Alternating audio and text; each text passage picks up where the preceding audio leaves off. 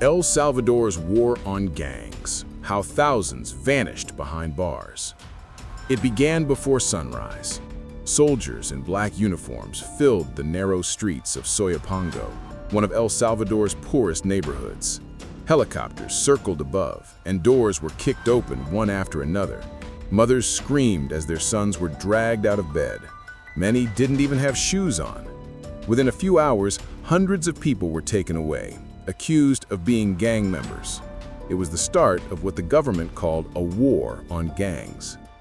In March 2022, President Nayib Bukele declared a state of exception, a law that removed basic rights so police could arrest anyone suspected of working with MS-13 or Barrio 18, two of the most violent gangs in Central America.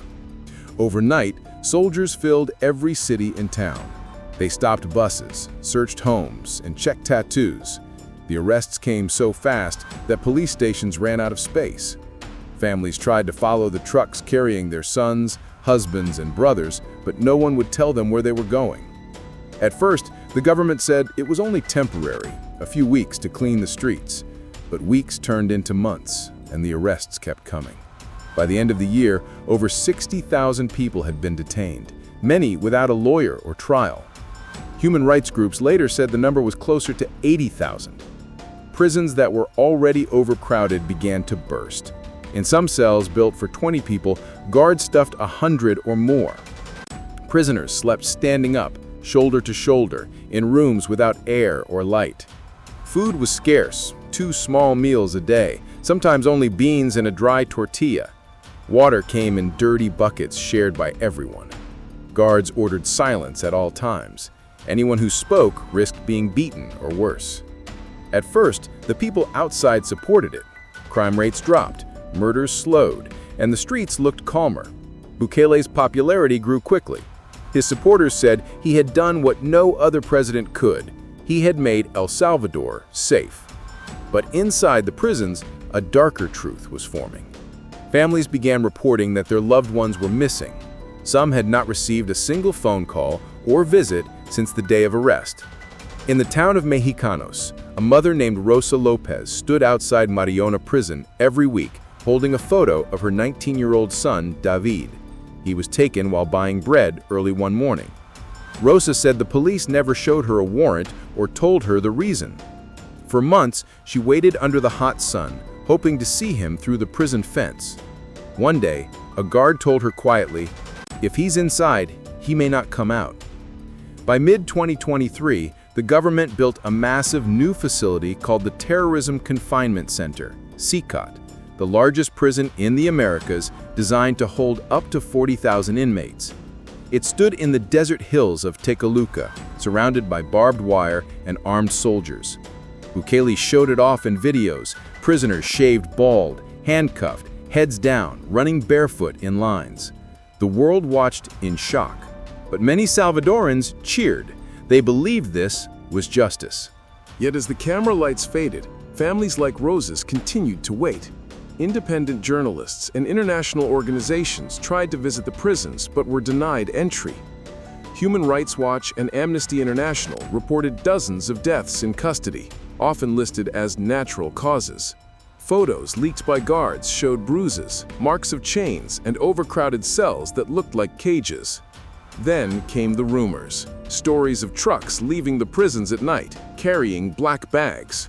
In some towns, local morgues quietly filled with unclaimed bodies.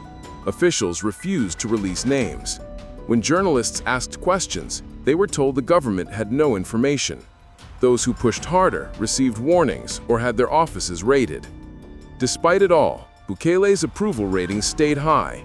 The president said the world didn't understand what El Salvador had suffered for decades: the killings, the extortion, the fear of gangs. "We are cleaning our country," he said in a speech. "Those who cry for criminals never cried for our victims."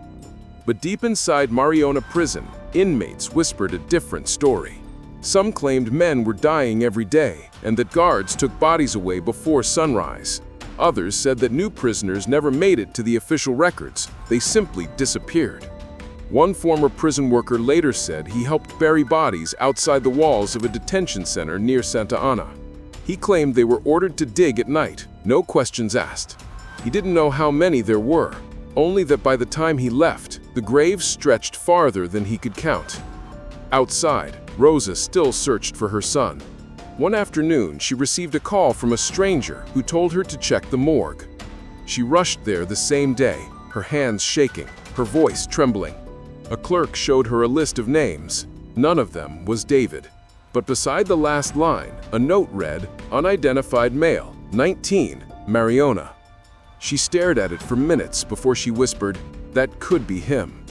And then, just as she asked to see the body, two men in black uniforms entered the room and told her to leave immediately. Rosa didn't sleep that night. She sat in her small kitchen staring at the photo of her son taped to the wall, David smiling in his school uniform. Outside, the sound of army trucks echoed through the streets again. Every time their engines roared, her heart jumped. She wondered if they were bringing in more young men or taking out more bodies. She whispered a prayer, hoping David was still alive somewhere behind those concrete walls. The next morning, Rosa went back to Mariona prison, carrying a bag of food and clean clothes. The guard at the gate didn't look up. He said, "We're not accepting anything." She tried to ask about the list she saw at the morgue, but the guard cut her off. "You should go home. Don't make trouble." Behind her, dozens of other mothers stood waiting too. Some had been coming for months. Their faces were tired, but their voices were full of anger. One woman said quietly, "They take our sons and they vanish them." By now, the state of exception had been extended again and again. Each renewal meant that the government could continue making arrests without warrants, hold people without charge, and keep them silent inside the prisons. Critics said it was no longer a temporary measure. It was a system built on fear. Soldiers now guarded the entrances of entire neighborhoods, and anyone who looked suspicious could disappear overnight. Journalists who tried to investigate the missing were followed or threatened. One reporter, working for an independent outlet, said his phone was tapped. He was covering a story about a man found dead inside Mariona, and before he could publish it, he received a warning message, "You're writing too much."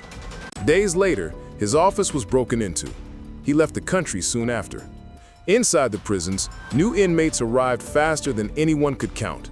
A leaked document from 2023 showed that Sakat, the mega prison, already held more than 30,000 prisoners just months after opening. Guards worked 12-hour shifts, sleeping on site because leaving was too dangerous. Former guards told human rights groups that they were ordered not to speak about what happened inside, not even to their families. One guard said, "If someone dies, we just write cardiac arrest, even if it's not true." Meanwhile, the government kept showing images of peace. Videos on social media displayed soldiers patrolling quiet streets, shop owners reopening businesses, and families walking safely at night. The official message was clear: El Salvador was finally safe. But behind those pictures were stories like Rosa's, stories that didn't fit the narrative. In early 2024, an international human rights team tried to visit several detention centers. They were denied access, but managed to interview former prisoners who had been released by mistake or after serving short sentences. What they described was horrifying. Many said they were forced to kneel for hours, denied medicine, and watched people die next to them. One man said the guards wrote down names of prisoners who got sick. Those names never appeared again. At night, prisoners could hear trucks coming. Some said they carried away the dead. Others whispered about new prisoners arriving in silence, always at dawn. One inmate said, "When they take someone out of the cell, we know he won't return." The next day, his space is empty. By mid-2024, evidence of secret burials began to surface. Local farmers near Tekaluka reported finding freshly dug soil around the outskirts of the mega prison. They saw military trucks parked at night, headlights off. When reporters tried to photograph the area, soldiers blocked the roads. The government said it was routine security work. Rosa heard the rumors and couldn't stay quiet. She joined a group of families demanding information about the missing. They met every Sunday outside the Ministry of Justice, holding photos and candles. "We're not criminals," one mother said during a protest. "We just want to know where our children are." Police surrounded the group and ordered them to leave, but the women refused. A few were pushed to the ground. Rosa stood in the middle, clutching her son's photo, shouting his name again and again. As weeks passed, the list of confirmed deaths in custody continued to grow. International pressure mounted. The UN called for an investigation, but the Salvadoran government rejected it, saying foreign groups were protecting criminals. Bukele appeared on TV smiling, saying, "We're saving lives. Those who complain are on the side of the gangs." Then, in July 2024, something unexpected happened. A video leaked online, allegedly recorded by a prison worker using a hidden phone. The footage showed dozens of prisoners lying on the floor, unmoving. Guards stood around with masks and gloves. The video lasted less than a minute before it cut out, but it was enough. It spread across social media within hours. Government officials said the video was fake, but within days, the worker who supposedly filmed it was reported missing. His family said he never came home after work. Rosa saw the video and froze. She paused the screen, zoomed in, and stared at one of the faces on the floor. The light was poor, but for a second, she thought she recognized the shape of her son's nose. She replayed the clip over and over, whispering his name. "David, is that you?" Her hands shook as she held the phone. She knew what she saw, and she also knew what happened to people who asked too many questions. Still, Rosa decided she had to find the truth. The next morning, she packed her bag and left home before sunrise, heading toward Tecoluca, the place where the mega prison stood, the place they said no one ever left alive. When the sun rose over El Salvador's massive new prison, the Terrorism Confinement Center, its steel door slammed open with a sound that echoed across the valley. Inside, over 40,000 men were packed into concrete cells with no windows, no sunlight, and no beds. They slept on the floor, shoulder to shoulder, eating only twice a day, small portions of rice or beans. Guards walked the halls with masks on their faces, shouting orders that could decide who lived or died that day. The world had never seen a prison like this before. Built in just 7 months, it was designed to hold the very gang members the government blamed for years of bloodshed. President Nayib Bukele called it a war against evil. But behind those walls, the lines between gang member and innocent man had vanished. Human rights observers weren't allowed inside. Families begged for updates, showing photos of sons, brothers, and husbands at police stations, but no one answered. One mother, Rosa, searched for her son Luis for over a year. He was a construction worker arrested while buying bread after work. Witnesses said soldiers took him away during a sweep of the neighborhood. Rosa went from prison to prison asking for his name on the list. Finally, in 2023, she got a call to collect a body. The official cause? Respiratory failure. She said his body had bruises and burns she could never forget.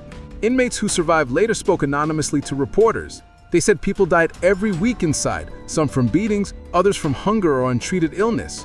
One former detainee said, "We were treated like we were not human. If someone fainted, the guards just watched." Yet when international cameras filmed President Bukele's prison tours, showing tattooed men crouching in silence, millions online cheered, calling him the world's coolest dictator. Outside, crime rates dropped sharply. Murders fell to their lowest level in decades. The streets were quieter, and for many Salvadorans, life felt safer. But inside the cells, thousands still waited, uncharged, untried, and unseen. The war on gangs had won headlines, but at a price no one wanted to count. As night fell over the prison, a group of inmates whispered through the cracks in the wall. One said his brother had been taken too. Another spoke of families who didn't even know if their loved ones were alive. Their voices carried through the concrete like ghosts. Outside, fireworks lit the sky as people celebrated the country's new peace. But for the families of the missing, the silence inside those walls was louder than any celebration. And deep within El Salvador's toughest prison, the truth about what happened to the thousands who vanished remained locked away, buried behind bars that the world wasn't allowed to see. If you think this story should be seen by the world, don't scroll. Share this, because silence protects the powerful. The truth deserves to be heard, and don't forget to subscribe